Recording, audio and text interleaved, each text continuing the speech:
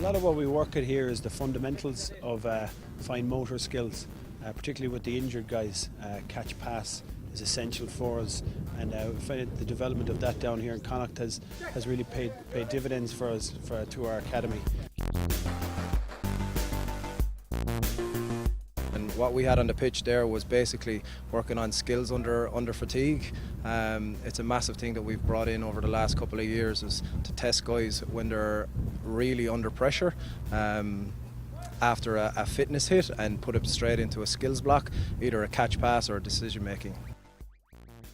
Yeah, well, I suppose pre-season is it's a busy time for all involved, both players and coaches. It's a real big opportunity for us to put a massive focus on the individual and on individual player development, and that includes everything from physical development, skills development, nutrition, mental skills, personal development, and conditioning then for rugby when eventually they get around to playing rugby. But that's not essentially the focus at this stage.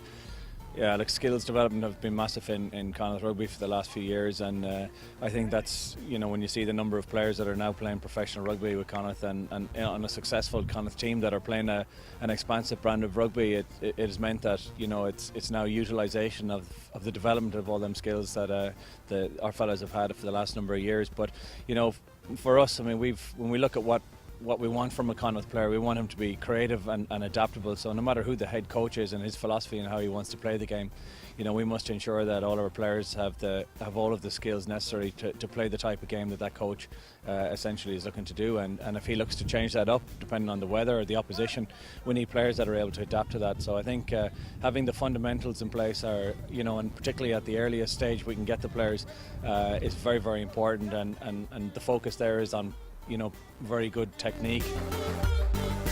Yeah, so our red list is a bit high at the moment, and we had a couple of end of season injuries last year where there was guys either with chronic issues or quite acute issues towards the end of the season that needed surgery. So we had a couple of them, and then we had a couple of guys come back from the Irish under-20s World Cup as well with a couple of shoulder injuries and things like that. So just trying to get all those guys back now. From my perspective, I've been doing one-on-one rehab sessions with them, a lot of treatment, rehab running like we saw this morning. So in our pre-season period, I suppose we've got quite an interesting mix. So we've got a number of first-year players in our programme that are just out of school, and then we've got players that are maybe in second or third year in the programme. So we've got quite a contrast of what we're working on.